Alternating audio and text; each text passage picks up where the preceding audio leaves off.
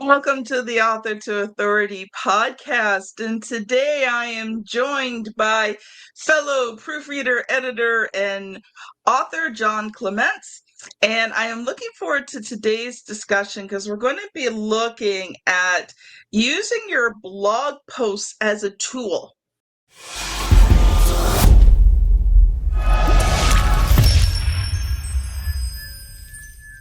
See, we get this concept, oh, you just write the blog post, you put it on your website, it's there, somebody sees it. But no, you're using words. Words are powerful, so you might as well use them to build your business. So, like I said, John is a professional proofreader, editor, and writer. He also runs an editing and writing agency. He helps businesses improve their written content to attract more people to their websites and convert them into new clients. John, welcome to the show. Thanks for having me, Kim. I'm excited to be here. I'm excited to have you. I always love having conversations with fellow people in the industry because, we can do a deeper dive into actually the power of words and how do you use them to build a business. So first, John, why don't you just share a little bit about yourself? How did you become a proofreader, editor, writer, and own an agency? Yeah, so I wasn't always a proofreader or editor or writer. I actually spent 15 years in the corporate world. I was in quality management. And so you say, well, that's like, how did you make that switch? The answer is COVID. So I actually lost my job in COVID, as so many of us did. And I promised it wasn't performance related, it was strictly economic. Um, but one thing that I did want to do with that is I said, okay, look, I have this opportunity now. What can I actually do that I want to do? Because I'll just be honest with you, after 15 years in the corporate world, I was toast. I was ready to not do that again. So I looked back and said, well, what do I enjoy doing? And of those things, what could provide value to people? And so I kind of went back in my past and said, well, I always enjoyed proofreading and writing. I always, enjoyed English class. I was the dork who like wanted to learn Shakespeare in English class. I was also the guy who would like in college and seminary would willingly say, "Hey, do you want me to proofread your paper? I'll do it," because I just enjoyed it. And so thinking about that, I thought, well, I wonder if people would actually pay me to do that. And as it turns out, people will pay me to do that. So that's really how I got my start, was just leaning into my passions, but not just a passion, but a passion that could actually help people and help other people grow their businesses. So I started off with that, got on Upwork. I was working for $10 an hour doing, whatever, and was able to see some success there. Yeah, Upwork, and grow from there to the point where I actually needed to bring on more proofreaders and more editors to fulfill all the work. So that's where I am right now. Well, John, our stories aren't exactly the same, but we do have a few similar elements. I got into ghostwriting in 2015 when my son was getting married, and we had two cars we were driving by faith. So, John, have you ever driven a car by faith before? I think I might be driving one by faith right now. I'm not sure. That's where it's really no longer repairable or it's not worth repairing anymore, but you're trying to save up Yeah. to get to the next vehicle. So you get in the car and you pray to the good Lord that you make it, that you're going to where you're going to go. You do what you need to do. You get in the car and you pray you make it back home. Yeah. And that was 2015 and my son getting married. So of course we were trying to put as much money as possible into, making his day amazing. And I had already authored books, and I was on Upwork. I was on Upwork one day. I'm very creative, very talented, never asked me to draw anything. And my father was colorblind, so my color sense is pretty skewed. And I was looking for a graphic designer, and one of those little God thoughts, why don't you check writing jobs? And I'm like, I can't believe what people were paying for writing jobs. And, within a year, I had so much coming in, and not just writing, but editing. Now, I am not a great editor, but, all sorts of things, that I started a publishing company and I realized I loved it. But, you talked about The fact that you were the person in university, you proofed everybody's paper in that. So when I was first doing RTA publishing and when I was doing my books, it was my best friend who was my editor because she was the ultimate English major in university and she loved editing. So she actually started out at RTA Publishing as editing, and then she went on to become our book project manager. So, there's similarities there. And I think sometimes you fall into things in life and you just don't realize they become your calling. Like it's just powerful. Yeah, I actually agree with that. Yeah, I mean, I tried a couple of different things during COVID because, I don't know which ones are going to work or not work. And it happens that editing did work for me, but you're totally right. Like I love it. I get this sense of satisfaction out of doing a good job. Like I said, I know that makes me a complete nerd, but I just lean into it, and I'm comfortable with that. So yeah, I totally agree with you, and I definitely think that yeah, the whole God part is and the whole other piece that we could talk about for sure. John, well, maybe we'll talk about that bit at the end, but I want to get into today's topic because I think, you know, there's several misconceptions there, but I think entrepreneurs who aren't using their blog posts properly are wasting a lot of time and energy to do something that's not going to produce any results. So I guess probably one of the first obvious questions I should ask you is, can you use your blog posts, your articles, your things like that? Can you actually use them to attract business to you? Absolutely. So what I can do is I can actually give you and your listeners a basic 3 point, 3-step process as to how to actually construct or structure your blog post in a way to help with that goal. So real quick, the first thing you want to do is have a solid introduction that really hooks the reader. A lot of times when we're writing a post, we just want to get right into the meat of it, but we live in an attention economy. So if you don't have something at the beginning of that blog post that has some kind of like a hook or an emotional response, something, whether it's, a statistic that's surprising, a controversial statement, a personal story, something to give the reader something to keep moving on, they'll just back out and go to the next site. So introductions are super key. So strong I'm going to stop you introduction. there, Yeah, John. yeah.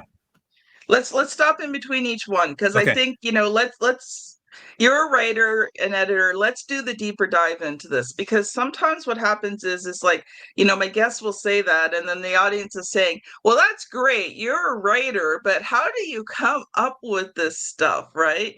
And so, let's take a little bit of the deeper dive in. So one of the things that you talked about, in that introduction is, first of all, if you're talking a standard blog post, about how long should that introduction be?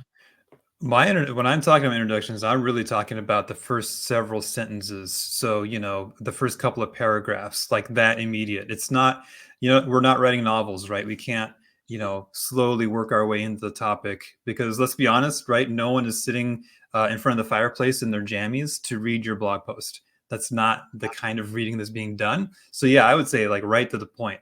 First sentence, first couple of sentences, first couple of paragraphs. So can you give me an example, maybe a couple of examples of some different introductions that maybe just come to mind immediately? Yeah, so I just wrote a newsletter over on LinkedIn about how to make your blog posts stickier. And so my first thought was, what's something else that's sticky? And I thought, oh, I know, I make monkey bread every Christmas morning. That's a tradition at our house. And so I went with it. I said, hey, look, I talked about my tradition that I have with my family of making monkey bread and how part of what makes monkey bread so good is how it's sticky and oozy and covered in butter and sugar. And then I said, and just like, stickiness is a key part of monkey bread, is also a key part of your SEO strategy. So I kind of went from there. So if you see what I did there, Mm. it's like now you have this like, oh, wow, this guy's, first of all, he's a human being who has actual things that he does and traditions that he has. And here's this cool story about what he does with his family on Christmas. Like now I'm interested. So that's one example.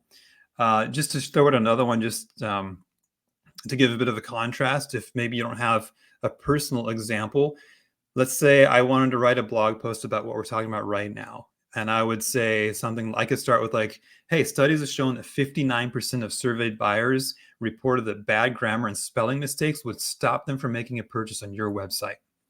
That's a statistic Mm. that probably most people don't know, because most people who don't do what we do think, well, who cares if I have a misspelled word or a missing period or something? And to a certain extent, that's correct. I get that. But also, the data shows that, well, about 60% of your customers care. So now do I have your attention? So those would be just a couple of examples. And like, where do you get them from? Again, you can get them from your own life.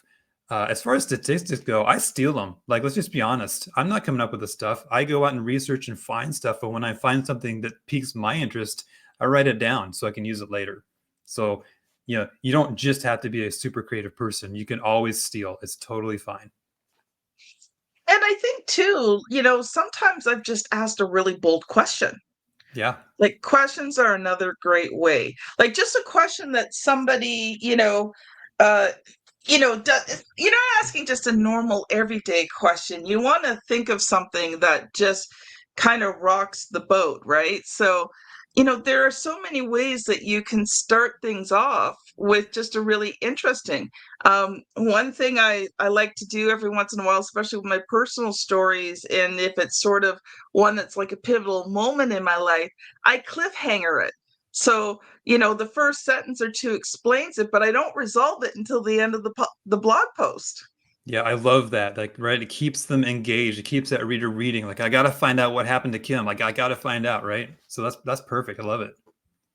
Like there was one time, um, I was just trying to think of an example. I'm on the highway in the middle of a busy city, and all of a sudden I realize I can't steer my car. And I heard the belt go snap. Oh no. All right, you got my interest now. I'm interested in this blog post or this article. Like, what's going to happen? That's a Right. great And introduction. and so, it doesn't, and we think these stories have to be amazing. They don't have to be these amazing stories.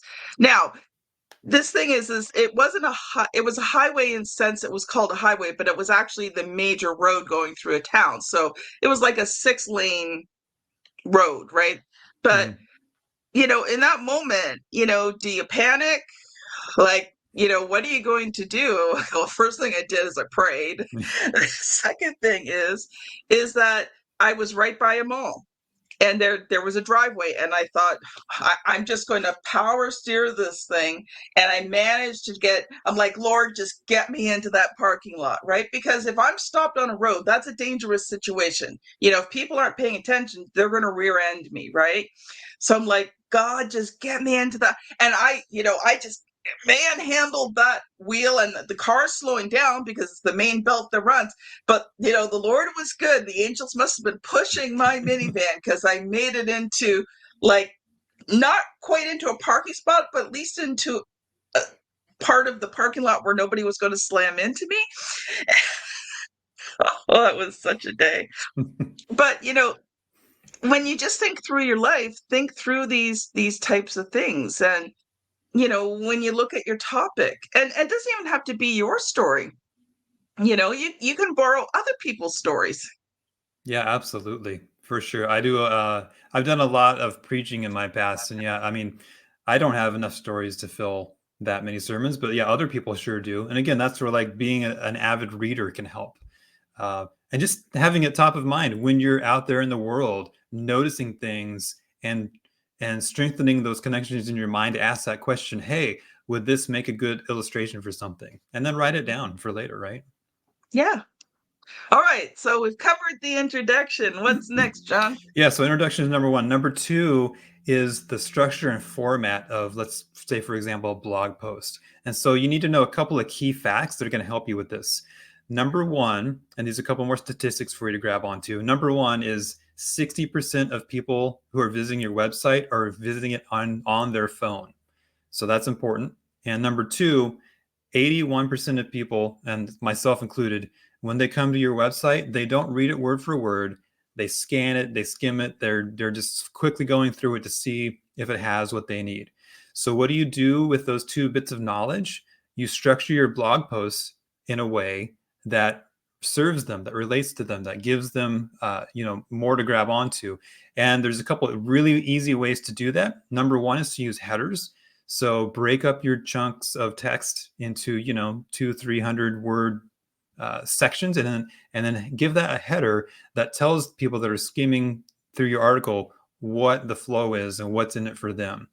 And the other piece of advice I can give is use lots of white space. So if you've ever been on a website on your phone and there's just a wall of text staring back at you, you know how hard that is to read. So Yeah. don't do that to your customers. Don't do that to your website visitors. Just adopt a simple rule. Make sure all of your paragraphs are 2 to 3 sentences long at most, and then, hit enter, start a new paragraph. And we're not in high school English class. It doesn't matter if every paragraph doesn't have a thesis sentence and an example, right? That's not what we're doing. We're just breaking it up so that people can read it easier on their phones, so that they can skim it easier. Because if you do that, then they're going to get to the end of the article, which we'll talk about in a second, and they're going to be more prone to go back and interact with that at a deeper level. I love it, John. I don't have much to comment on that, but I'm going to get you to put on your editor hat there for a minute. Because, one thing, I mean, it just personally drives me nuts, but I think it decreases the quality of the writing, is when you use the same words over and over again. And, the funny thing is, having your best friend who's your editor, she's pretty brutally honest with me. So after a while of doing my writing, she came to me one day and she handed me a list. Well, she emailed it to me. Kim, this is the list of the words that you're only allowed to use once. Here's the list of replacement words I want you to use in your writing because I'm tired of doing it for you. And I didn't even know I was doing it. Right. And I think we get into vocabulary patterns. And so, how important is it to kind of double check your writing, make sure? I have a really good friend I'd like to introduce you to. His name is Thesaurus. That's actually a pretty big part of my job, as you can imagine. Same with your friend, right? Is because, and that's actually I think one of the major selling points of reaching out to a content editor like me and hiring me, is because I don't have your blind spots. And like you Yes. said, anybody, all of us, me, myself included, we tend to get into these habits and these patterns, and we don't realize it because we're too close to it. So Mhm. yeah, like I have the same list in my head of some of my clients and the words that they overuse and I have to correct. I haven't sent them the list of things to replace it with yet. That's kind of an interesting idea. Maybe your relationship is much closer, I'm guessing. So I would probably not do that necessarily, but in your case, it probably works really well. But yeah, just to have that second set of eyes to say, you know Mhm. what, you've used the word however 10 times in this article. Let's see if we can replace or omit some of those. Or what's the one that I see a lot? I have one client who likes to introduce paragraphs using for starters, blah, blah, blah. And then the next paragraph, for starters, like, okay, once is fine, but 5 times is too much. So let's dig into the thesaurus. Let's, use Chat GPT or something to get us a list of alternatives. Uh, Mhm. that's a very crucial part of what an editor does. So I'm glad you brought that up. And I really do think everyone should use an editor, right? Um, I think because, like you said, we have those blind spots. I have written 150 books. I'm working on my next one. Well, probably I've probably written 150. I've worked on over 200. And so, I've done a lot of writing. There's a reason why I call myself the extraordinary word ninja. It's because I am. But, uh, even still, even with this current book, it goes to my editor, right? Yeah. Because I want this book to be the best, and I can't see everything that's going on in that book. And so, no matter how good of a writer you are, you need an editor. But I think there are ways of improving your own writing so that over time your skills, talents, and abilities improve. So, if you are getting back your work from the editor, audience, and you see reds, okay, first of all, don't be emotionally attached to that piece of content. Okay. Nobody likes getting the red strikes of death from the editor. Okay. Me included. But, you can't be emotionally attached to it, and your self-confidence can't be relying upon, not getting any red stripes, because a good editor's job is to make your writing better. And there's always ways to make it better. But what I started doing is I started going through and looking for the patterns. So, audience, take what the editor is giving you and use it to improve your writing. Look at the things that the editor is correcting, study them, and then try to pick one thing you've noticed that you consistently do, change it for the next time. Okay, you don't have to change everything, just change one thing. And over time, you're going to find your writing greatly improved. One of my clients, when I first started working with him, he was writing blog posts every week. So part of the deal was as I was working on his book, I just gave it to him as a little bonus. He would send me his blog post every week, and I would do a light edit. Now, okay, I am not the greatest grammar person. It's one of the reasons why I need an editor. But I would look at it structurally. I would look at it for flow. I would look at it for repeated words and ideas and concepts. And over time, he said, my writing got so much better because you were pointing out all the little things to me. So take advantage of your editor. John is an amazing editor. When he sends you something back, use it. You're paying him money to do this. Why not learn from him?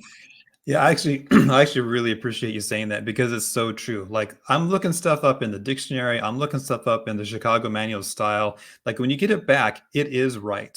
I don't care what Grammarly says or whatever, like it's right. So that's 100% correct. You're paying me. I'm trying to give you the best possible product. And yeah, so if you can learn from that, that is wonderful. And I am all for that. I won't feel bad at all if I have to correct fewer mistakes next time around.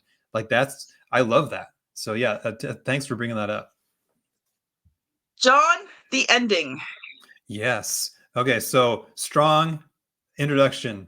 Structure your blog post for skimmers, scanners, mobile users, and then finally, you want to make sure that your ending has a strong call to action to a Yes. product or service you currently offer.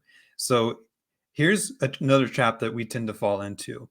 So if you own a business or have a product that you sell or whatever it might be, like we talked about before, you're in it every day. You're like swimming in the sea of your product. So it's very natural for you to just assume that once I get to the end of this blog post, people will obviously know what they should do next. But guess what? We don't. We actually don't have a clue, right? None of us has ESP. And so we don't know what's the next step we should take. So you need to tell us. You need to be direct and say, what is that next step in the customer journey you want someone to take? Make that your call to action. So it might be read another article. It might be sign up for a newsletter. It might be book a call or buy a product. But whatever it is, do your readers a favor and tell them straight up because we do not know. Well, and even if you are talking about a product in a blog post, people don't have time to figure it out. And they don't want to figure it out. So, at your end, and even if it's not a product and a service, because a lot of the people that are listening to this are high level, consultants, professional speakers, and coaches. They may not be directly selling products, but direct them to something. Whether it's a YouTube video, whether let's say a lead magnet. Yeah. Right? So you've got a lead magnet, which goes into greater detail on what you were talking about on the blog post. So you can give the link to, that lead magnet. Let's say you're on a podcast, you can send the link to, that podcast. All of these things just cement sort of your professionalness. Maybe you have like a small first time offer, something that's, low cost that you offer, or a consultation call, but put something. Don't leave it empty. I know. Because they're just going to close down your website and you'll never see them again. You have to have a way of capturing them. Right. And your blog, the way you're talking about doing blog posts, John, is all about getting their attention, providing them with value, and then sharing them with them the next step. Audience, if you've listened to this podcast before, you know at the end of every show, I tell you where I want you to go next. What is the next related episode that to this one that I would like you to go see? There's a reason for it.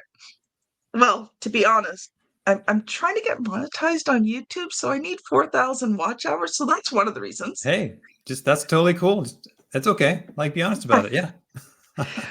But also, if you've enjoyed this topic, then, with over 500 episodes, I have other ones that you would enjoy as well.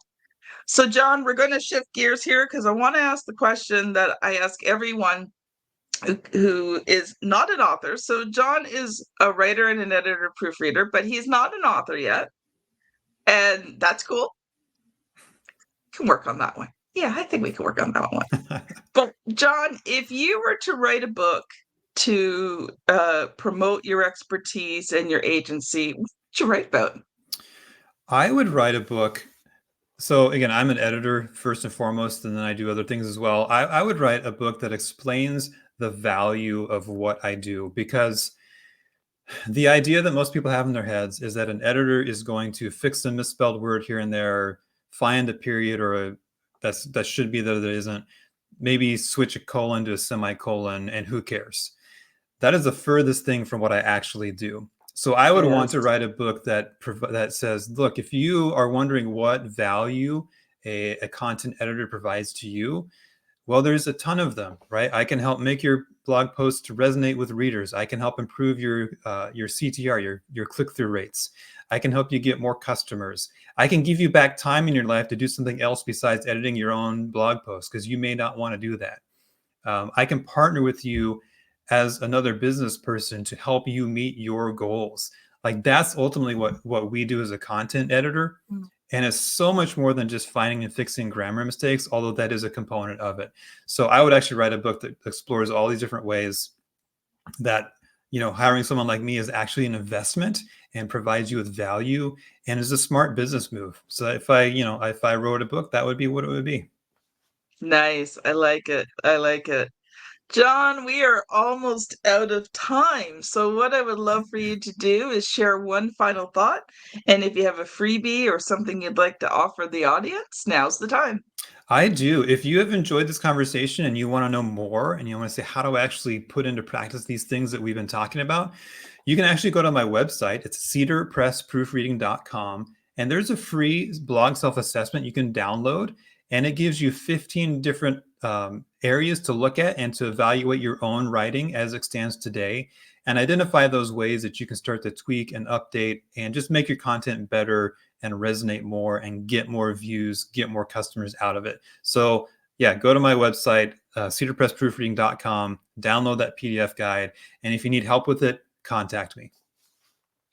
One final thought, John. Yeah. One final thought. I just am appreciative that as an author, you understand the value of editing so much. I think about it like, Stephen King is one of the greatest authors of our generation. He has an editor, so as good as a writer as you think you might be, or even as you are, you always need that help. Yeah. Yeah. I couldn't agree with you more, John. John, thank you so much. It's been an honor and a pleasure to have you on the show today. Thank you, Kim. I have enjoyed our discussion. Me too. Audience, so I'm going to put into practice what I said in the show. Where do you go to next? I want you to go back to episode 510, Marketing Your Book to Build Your Business. And if you're on YouTube, you know the routine. My daughter has placed the thumbnail here somewhere on this screen. And maybe one of these days, I might actually have a few minutes to figure out where she puts it. I don't know. As an entrepreneur, sometimes life just gets so busy. But anyway, it is here. for you to click on. If you're on your favorite podcast app, you're going to be scanning back probably about 10, 11 episodes. And it's another great one for you that's going to help you take your content and use the power of words to build your business. Have a great day, everyone, and we'll see you on the next episode. Bye now.